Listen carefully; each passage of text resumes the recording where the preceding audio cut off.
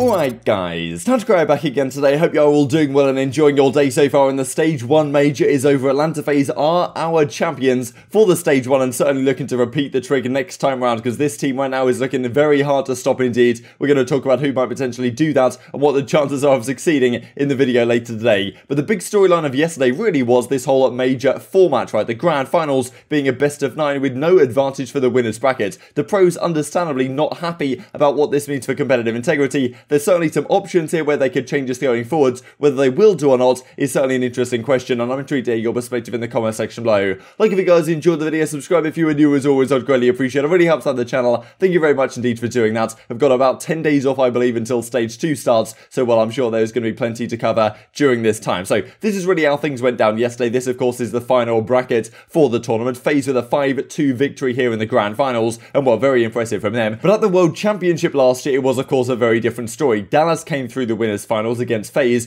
FaZe then beat Chicago Huntsman. It was in the elimination finals, I believe. Then they went back to the grand finals, and Dallas had a 1-0 advantage in the grand final. They played 8 maps, or they didn't actually play all 8 maps, but it would have been an 8-map series, with Dallas starting up 1-0 from scratch. They, I think, played 3 hardpoints, 2 controls, or at the time it was domination, and then 3 search and destroys. This time around, it was a straight-up best of 9, with no discernible, tangible advantage for the team in the winners bracket. That is very different to what we've seen in games past. I mean, a few years ago, we would see this whole 2 best of 5s situation. So, well, it seems to be pretty popular, as we'll talk about in a second. The idea being that the team from the winners bracket has not even lost a series so far in the tournament. So to make it fair for the team from winners to have the appropriate advantage, they would just give them an entire best of 5 advantage. So the team from losers will have to win 2 series to beat the team from winners. Now, you could argue that was too much of an advantage, given the fact that 90% of the time, the team from winners would just win. Therefore, effectively, the winners final just decided the tournament in 90% of cases, because generally the winners finals team was already the better squad, and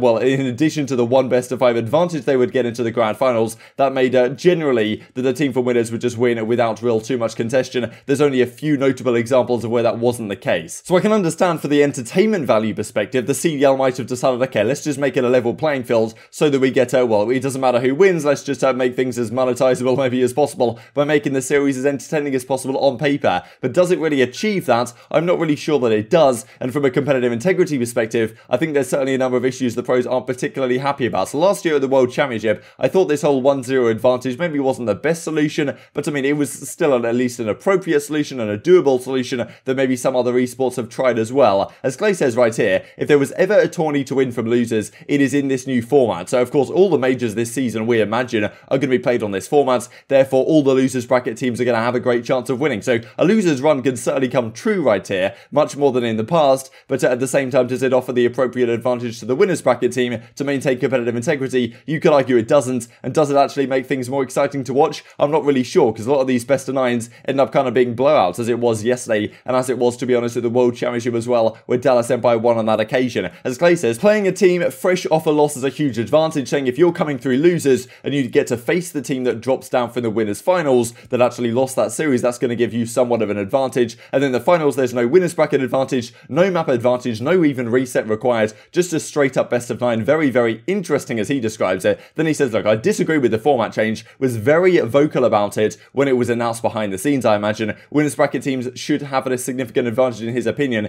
even though of course on this occasion he was actually fighting through the losers bracket. And as Arcitys says right here, the only advantage is not having the chance of playing 19 maps, right? If you come from winners, you don't have to play all of those series. Even Maven didn't really know what was going on, right? He says just a few hours before the matches, wait, the winners bracket team doesn't start at 1-0 like it did last year. And as he says, like, I actually thought the best of 9 with 1 map advantage was better. I know not everyone agrees. We'll have a look at what the community thinks here in just a second. And as Pac-Man says, look, I mean, it's good for exactly 2 teams, I suppose, that come through the grand finals, but it seems unfair to the team through winners. Should have some type of advantage, but it is what it is. Good luck to all involved. And this is really how the maps and modes shook up yesterday. You can see right here that the advantage that they got, in theory, Atlanta FaZe coming from winners, was they got to choose the map vetoes, right? right? So on Search and Destroy and Control, only one map was vetoed, so Atlanta got to choose and vetoed checkmate on both of these occasions. So Dallas really got no choice in the matter. But that was pretty much the only advantage they got the entire series, right? No discernible advantage, no tangible advantage, even though they hadn't lost a series the entire stage, right? And of course in the major as well. So incredible stuff. Jacob says, look, while that FaZe now gets no advantage in the finals, just a clean best of 9 versus whoever wins this and loses finals. Hitch says, look, was there a reason given why they changed this? Constantly mind blown how these things are changed in COD, because I thought it made somewhat sense what they did last year at the World Championship. The 2 best of 5s format they used to have was also sensible and they decided to get rid of it. And Jacob explains it by saying that the CDL believes that 2 series is just too confusing for viewers to understand. The CDL thinks their average viewer has an IQ of 12. This conversation continues. I mean, as Jesse says in reply, losing is literally an advantage. I suppose the idea is that, well, Jacob's coming back to us and saying, I'm not really sure that's the case. But the idea being, right, if you drop down to the losers bracket, let's say from winners finals, you win a match like Dallas Empire did against New York, then you come back into the grand finals, you're straight off a victory, right? You're hot, you're ready to go. Atlanta FaZe have just been sitting there for a couple of hours twiddling their thumbs. So in theory, right, I mean, coming from losers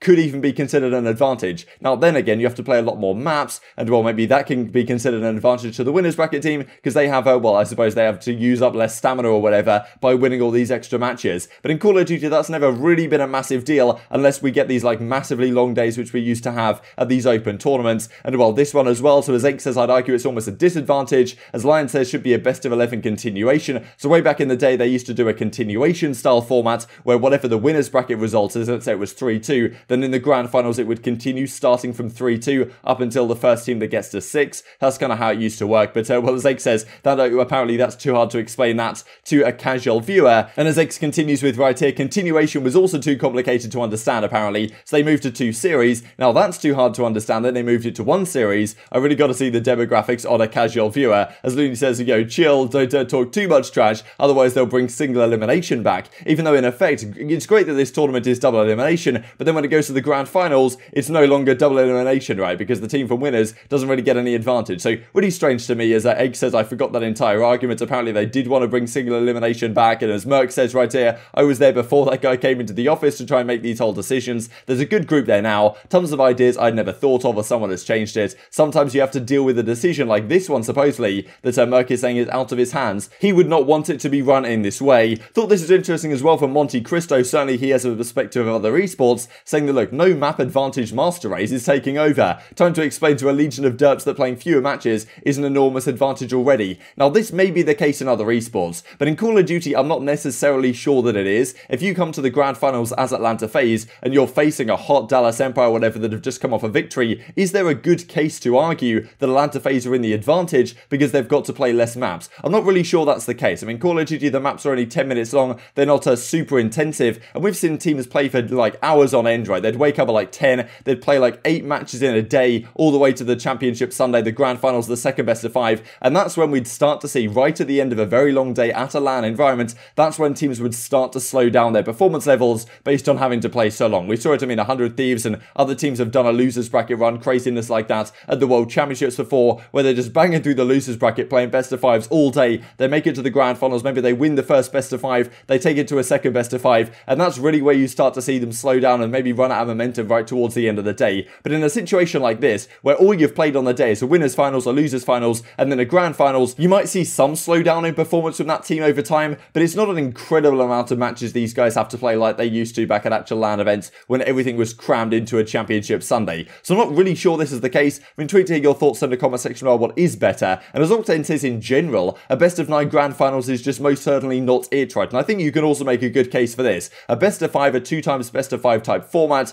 does actually mean that, okay, we get either a 3-0 victory, I don't know. If it's an anticlimactic grand finals and one team is just dominant, at least it ends relatively quickly. Then last night it just felt like it was being dragged out, right? Like it looked like, okay, FaZe are the better team. It's only a matter of time till they close it out. Oh, Dallas have won another map. We have to see another series, we have to see another map in this series that extends it on. At least if it's an anticlimactic grand finals, then it ends relatively quickly in a 2 best of 5s format, but dragging out to a best of 9, well, Octane doesn't necessarily agree with. This is what the community thinks on the matter. I didn't actually mind the best of 9 winners bracket at 1-0 approach, but well, 2 best of 5 seems to be the predominantly thing that we're going for in the community right now. But well, will the league change it? Because as I say, 2 best of 5s does have its disadvantages. The team from winners almost certainly wins, but it does uphold competitive integrity at the same time. It certainly has some pretty good entertainment value as well. There's been some crazy 2 best of 5s series, and so far in this kind of best of 9 type era that we've had for the World Championship and then continuing on now, it hasn't really quite had the same appeal in my opinion. But I'm intrigued to hear your thoughts in the comment section below. Should they change it? Will they change it? Oh, well, that is certainly another question. As aBeZy says right here, best of 9s are super mentally draining, right? So saying that how the players don't necessarily like them anyway. As Arcitys says, like, I don't know, I think best of 9 is a bit of a mix. Not really sure what I think about it right now. And just a couple of things to finish off the video. As Crone points out here, the league play combat record thing, which a few of you guys have been noticing, is gone from the game. They finally recognized it on their Trello that, oh, well, they were temporarily taken down for sharing incorrect information. They will return in due course with any luck. And just to mention quickly the challenges results from this past weekend, the Open Tournament number 1 in the APAC region, it was Renegades that took down the W, I believe. In the North American region, pro players win it inside Drazah, Decimate and Twerk. I think these guys actually took out Westar early in the tournament, so that new team with Zaptius, of course, they got rid of him. Phantoms came into the team. Craziness, honestly, over in that region. And you've got to look at this team, right, and look at some of these players and think, all right, well, some of these teams in the Pro League are certainly struggling. Should they look at some of these guys? Inside, of course, is a substitute for the Toronto Ultra right now. Drazah a substitute for LA Thieves. Maybe they consider that as an option if they continue to perform below a level that they would like to. And then Decimate and Twerk right here also putting up good numbers. In the European region, it was B-Sport, Josh, Harry, Nasty and Vortex that take down the victory here. And, well, Rams finished second in this one. Intrigued to hear your thoughts on all this stuff in the comment section. I'm intrigued to hear what you would do if you were in the CDL shoes at the present time. Hope you guys enjoyed the video. If you did enjoy it, I'd greatly appreciate a like on the video. It really helps out the YouTube algorithm to know you enjoyed this content. Other people like you may enjoy this content as well. And I've grown the competitive Call of Duty community. Thank you for watching as always. Take care. And I will see you next time.